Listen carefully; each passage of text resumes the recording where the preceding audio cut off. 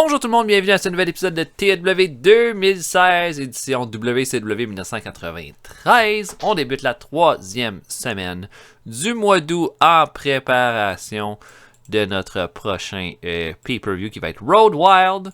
On va regarder qu'est-ce qui s'est passé lors de notre dernier épisode, World Wild.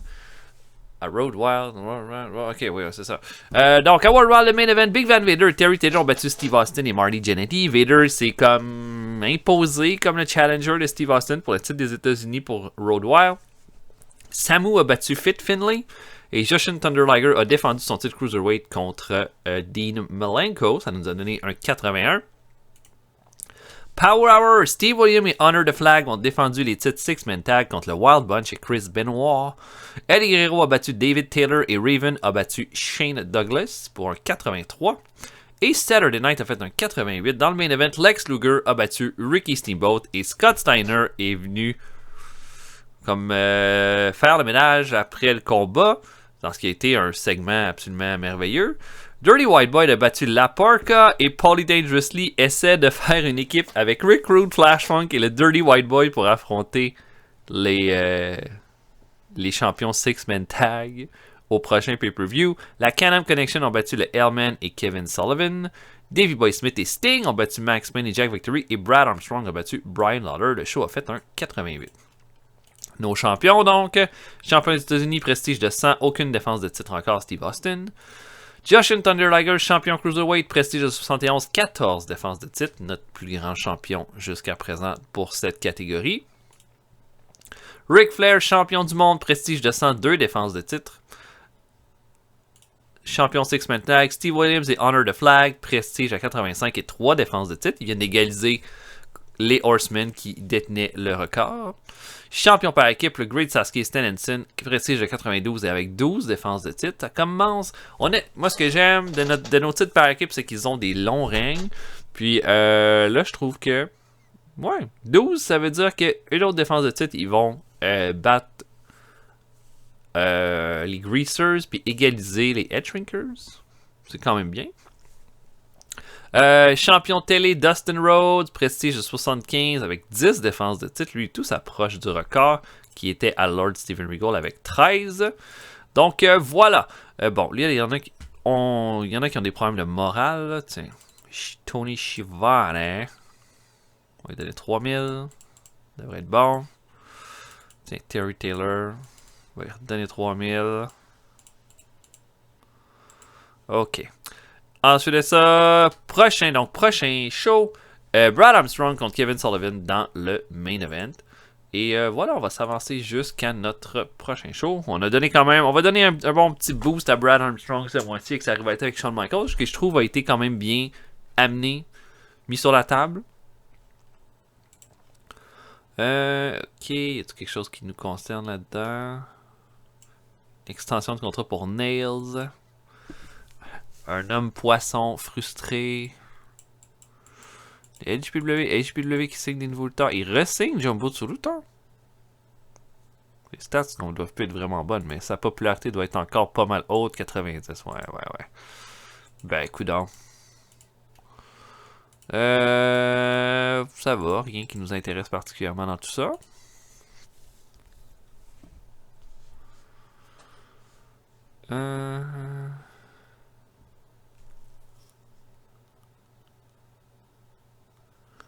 Ok. Extension pour Bruno Sammartino. Butch Miller. Qui est Butch Miller? Ben oui, c'est Butch qui gagne un titre. Pourquoi pas? Al Snow. Qui est blessé. JT Smith. Ok. Une extension pour Henry Godwin. Ah, je suis content pour lui. J'aime tellement Henry Godwin, pour vrai. C'est un lutteur que j'aimais beaucoup. Mais pas au point où je vais le voler à la WWF, ça va aller. Joe Cruz. Ok. Donc. Fire Metal. Tiens, Pillman.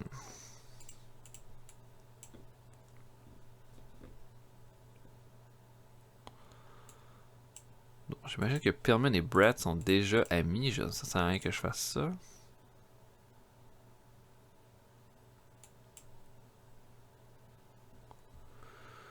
On dirait que non. Donc on va faire ça tout de suite.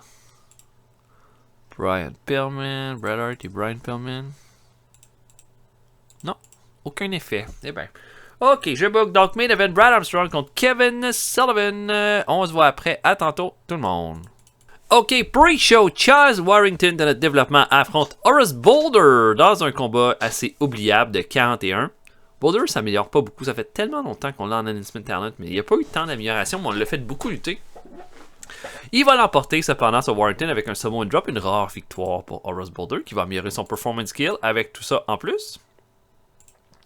Ensuite de ça, Mark Merrow et Tugboat Taylor. Merrow qui est dans le développement, Tugboat Taylor qui est un lutteur local, affrontent les Colossal Kongs qui vont l'emporter assez facilement à 8 minutes 43 quand Awesome Kong va faire un Awesome Kong Splash sur Mark Merrow. Et oh my god, ok, Awesome Kong a sa technique, son flying skill. Crusher Kong, sa technique, son flying skill, son performance skill. Oh, c'est bon ça. Je pense que ça peut être honnêtement un de nos sleeper hits, les Colossal Kongs. On est capable de les développer comme du monde. À WCW, ils étaient pathétiques. Nous, peut-être qu'on peut faire quelque chose de cool avec eux autres. Ricky Steamboat affronte Erin O'Grady. Ensuite, Steamboat va l'emporter à 9 minutes 8 avec un diving crossbody. Belle performance de 78 pour Steamboat, 35 pour O'Grady, qui est un lutteur de notre développement. Et Eddie Guerrero affronte Kensuke Sasaki. Ça fait un 71, performance de 81 pour Guerrero, 40 pour Kensuke Sasaki. C'est bien. Et on ouvre le show officiellement avec les Horsemen, en fait les 3 Horsemen, sans Ric Flair qui se rencontrent en coulisses. Et là, ils disent que c'est bon. Ils ont une chance pour les titres par équipe à Road Wild. Et là, tout le monde est content. Blablabla. Et là, Conan dit ben, c'est qui s'affronte pour les titres par équipe. Et là, Hulk va dire oh, ouais, écoute, on pense que c'est comme moi pis Kobashi qui devrait l'être parce que toi, t'es supposé affronter Sid Vicious à Saturday Night samedi. Et là, Conan est là, oh shit, c'est vrai. Puis il dit, comme on sait pas dans l'état que tu vas ressortir de ce combat-là, on a comme pas pris de chance. Et la gueule de Conan qui fait quand il se fait rappeler qu'il faut qu'il affronte Sid Vicious à Saturday Night cette semaine, ça vaut de l'or. Et ça nous fait 1,97. On a un match ensuite. Jushin Thunder Liger et Rey Mysterio Jr. affrontent. Oh mon dieu, j'ai fait un double duty pour Awesome Kong. Oh, ils ne seront pas contents. Ok, bon, ça c'est pas bon. Mais dans le fond, ce que je voulais faire, c'est mettre mes 2 cruiserweights contre 2 gros lutteurs. Fait que Jack Victory et Awesome Kong dans ce cas-là. Et les Rey Mysterio qui va affronter Liger à Road Wild pour le titre cruiserweight.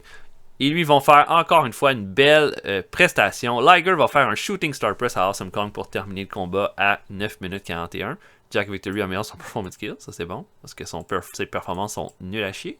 Mais ça nous donne un 73 pour ce combat-là. On continue cette espèce de rivalité amicale entre les deux. Et ensuite, Mitsuharu Misawa affronte Hardbar. Bon petit match de 81 entre les deux lutteurs.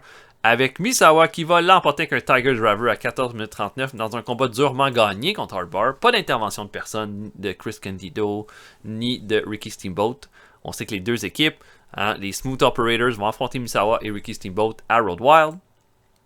Et le main event, Scott Steiner affronte Brian Lawler. Bon match de 84. Lawler a pas mal paru durant le combat, mais au final reçoit un Screwdriver qui le screw complètement et qui termine le combat. Immédiatement après le combat, Bobby Heenan arrive et dit let's go. Et là, il y a Terry Taylor et Luger qui arrivent. Et là, c'est comme si Luger s'était engagé, Terry Taylor, pour l'aider à affronter Steiner. Ainsi que Brian Lawler, là, qui est à moitié mort et qui décide de vouloir attaquer Steiner. Steiner accepte rien de ça. Attrape Terry Taylor, lui fait un overhead belly to belly par-dessus la 3e corde. Envoie Lawler en bas du ring et Luger décide simplement de ok, c'est bon. Quitte le ring et termine ça comme ça. Et ça nous fait un 94 pour finir le show. 83. You use Awesome Kong far too much on this show. I know. I know. I forgot.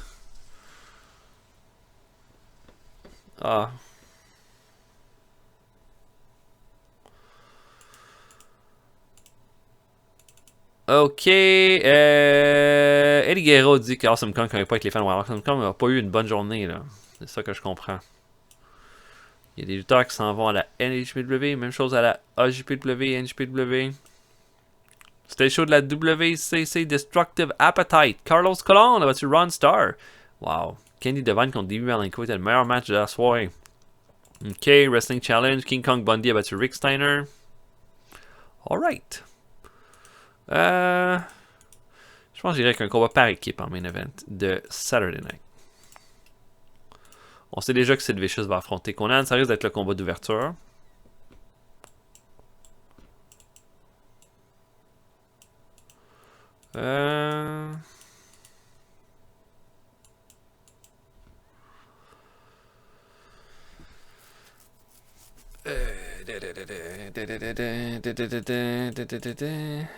Ok. Je suis en train de penser à mes affaires.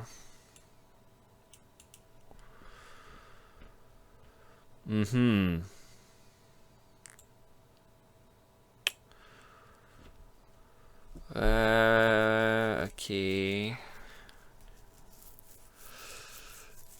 Peut-être Dusty Rhodes. Ok. Dustin Rhodes. Steve Austin. Contre Vader et DDP. Ok, DDP n'a pas été hot en main event. Mais c'est pas grave. On va s'essayer comme ça. On va voir aussi Sid Vicious contre Conan. Mais j'avais pas le goût de mettre ça en main event. Pour moi, c'était indigne d'un main event. Mais voilà.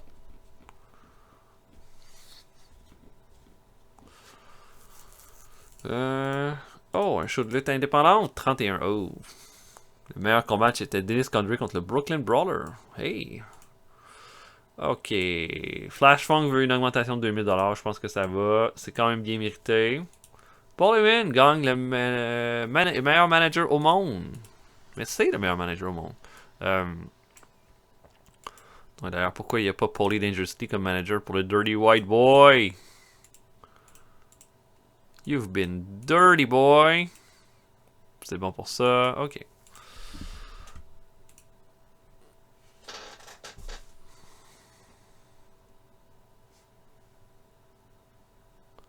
Doug Gilbert. J'ai jamais vu un combat de Doug Gilbert.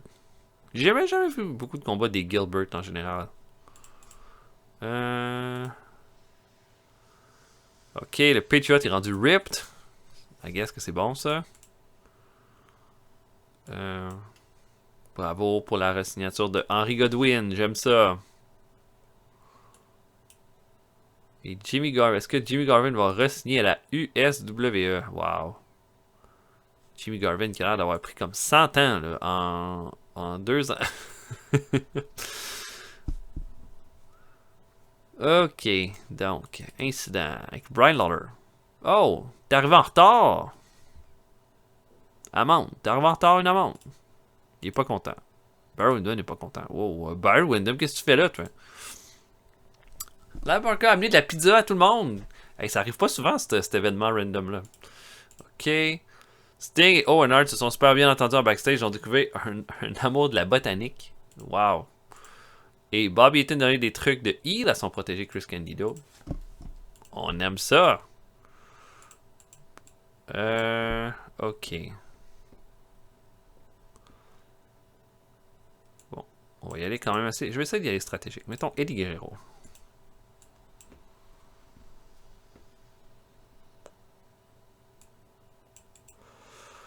Eddie Guerrero et Bobby Eaton. Non. Maudit. Ok. Donc, je book ça. Dustin Rhodes, Steve Austin, Vader et DDP en main event. Je book ça. On se voit après. À tantôt, tout le monde. Ok, pre-show. David Haskins, lutteur local, affronte George South qui va l'emporter par soumission avec un abdominal stretch à 5,51. Rien d'impressionnant à dire ou à lire là-dessus.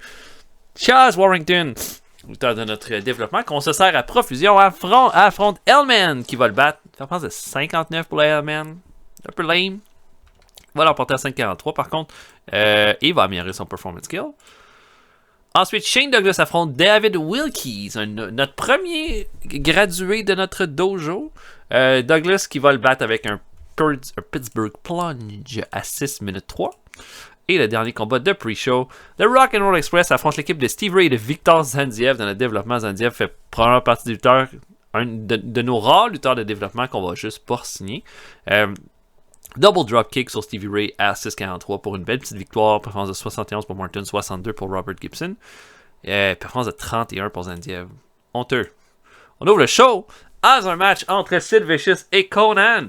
Et Conan va quand même pas mal se débrouiller dans ce combat-là. Et là, Ric Flair va accompagner Conan, va essayer de lui donner plein d'instructions. Conan va bien paraître durant une bonne partie du combat, mais finalement va se faire attraper et va recevoir un powerbomb. Les deux ont une bonne chimie ensemble. Vicious va l'emporter. Et that's it. On va vraiment y aller avec un petit segment là, juste pour mettre Vicious en avant-plan, mais pas en main event aujourd'hui. Une promo de Bret et Owen, une promo magnifique, incroyable, géniale des deux frères Hart qui disent que ils ont été pas mal tranquilles ces derniers temps parce qu'ils voulaient que les gens continuent de parler des Hart sans que les Hart aient besoin de parler. T'sais. C'est pas mal ça qui est la marque des grands. Puis Davey Boy Smith et Sting, là, on ne sait pas trop ce que Sting il vient faire là-dedans. Il a décidé qu'il rentrait dans les problèmes de famille. La vérité, c'est que Davey Boy Smith a tout fait depuis des mois pour m'empêcher, moi, Bret, de devenir champion du monde. Puis c'est lui qui m'a poussé à faire mal à mon propre frère Owen. Puis finalement, on a décidé qu'on en avait assez. Ce gars-là fait même pas partie de notre famille. Pour vrai, c'est pas un frère, c'est pas un Hart de sang. Puis on va se débarrasser de lui. Puis Sting, si tu décides de te mêler à ça, tu vas voir, ça va faire mal. Un sang. Et là, on a ensuite Davey Boy Smith qui affronte Samu. Ensuite, Davey Boy Smith qui est accompagné de Sting, Samu accompagné de Fatou. Vraiment un combat pour mettre en avant-plan que Davey Boy Smith et Sting s'entendent vraiment bien. Et puis, Fatou essaye d'intervenir, mais Sting va toujours l'arrêter.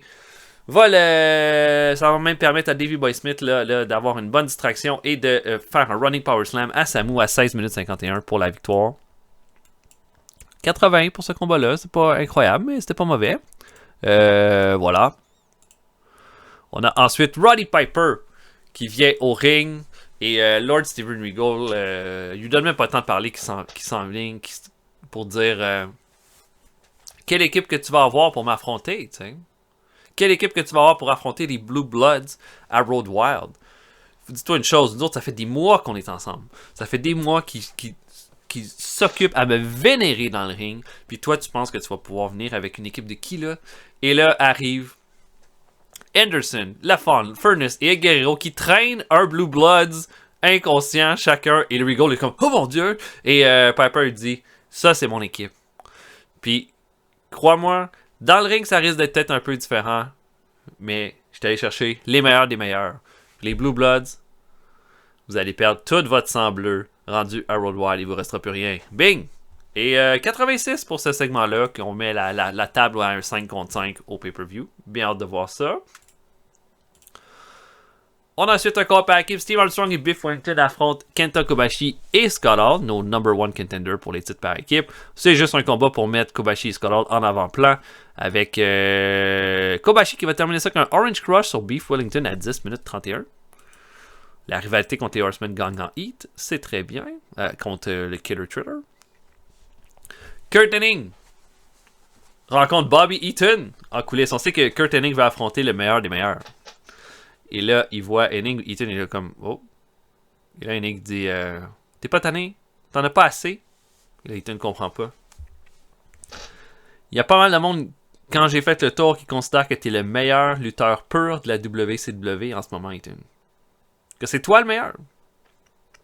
Pourtant, je t'ai vu, t'as eu des combats incroyables. Contre Ric Flair, il n'y a pas si longtemps que ça. Des bons combats contre les Horsemen. Puis t'es encore inconnu de tout le monde.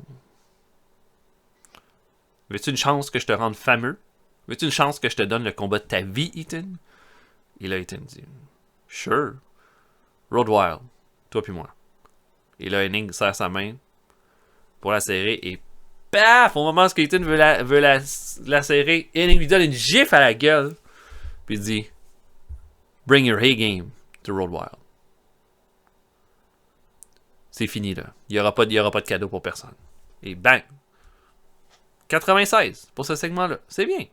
Donc Eaton contre Hennig au pay-per-view devrait être un combat absolument magique en plus. Kevin Nash affronte Raven ensuite. Combat de 69. C'est terrible. J'ai pris comme les performances de Nash sont pour un upper mid-carder à 58. Ça n'a aucun sens. Et Raven va l'emporter clean sur Kevin Nash à 14-34. On sait que la semaine passée, là, il a knocké Raven, Brian Pillman, en faisant un DDT sur le ciment. Et mais Raven n'a pas fait une grosse performance non plus là-dedans. Et là, il s'apprête à quitter le ring. Sauf que Brian Pillman, là, la tête toute enrobée de bandage, va être monté sur l'espèce de logo de la WCW et va faire un crossbody sur Raven. Et là, la foule va complètement exploser. 94 pour ce merveilleux segment. Et il est de retour, même s'il a mal à la tête. Et ça fait un 94. Ensuite de ça, wow, je dirais que j'ai booké un bikini match avec Awesome Kong. Est-ce que c'est moi qui capote? Dustin Rhodes et Steve Austin affrontent Big Bad Vader et DDP dans le main event. Excellent main event de 92. Une performance de 100 pour Vader. Ça, c'est quelque chose, hein? Et Vader et DDP ont une excellente chimie ensemble. Ça, vous voyez, je savais pas, mais ça peut être intéressant. 81 pour Austin, 78 pour Rhodes, 89 pour DDP. 89 pour DDP, il sort ça là, cette performance-là. En tout cas, incroyable. C'est probablement un fait qu'ils ont une excellente chimie ensemble qui améliore leur performance. Mais 92, et au final, Dustin Rhodes pense avoir la victoire en voulant faire son bulldog à DDP, mais Dan Severn va attraper la jambe de Dustin Rhodes, et ça va permettre à DDP de bang surprendre Rhodes avec un Diamond Cutter pour une victoire. Et je suis agréablement surpris du résultat. Austin améliore son performance skill. DDP améliore son performance skill. Ok. C'est bien. Le combat aurait pu être plus long. Ah. Mais 91 pour le show. Holy shit. C'est quand même quelque chose, ça. Quand même quelque chose.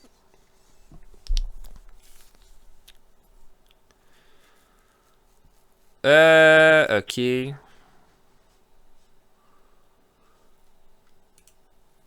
Fait qu'un 5.76. Bon, ok, des opinions.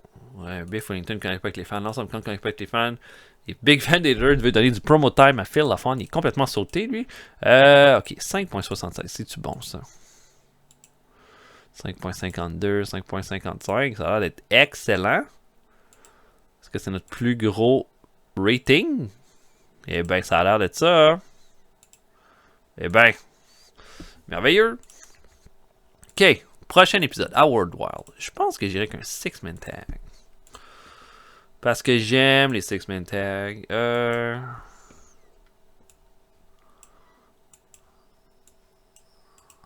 Ah ben oui, on pourrait avoir les...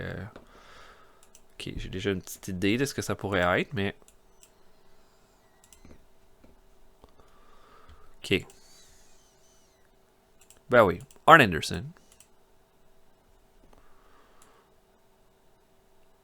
Doug Furnace. Phil LaFon. Buddy Landell.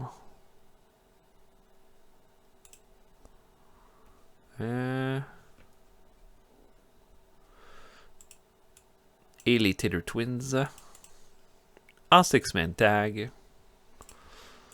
Tiens. Ça, c'est un beau main event de World Wild. Ok, voilà pour l'épisode. J'espère que vous avez apprécié. On va se voir pour un prochain épisode bientôt. Salut tout le monde. À la prochaine.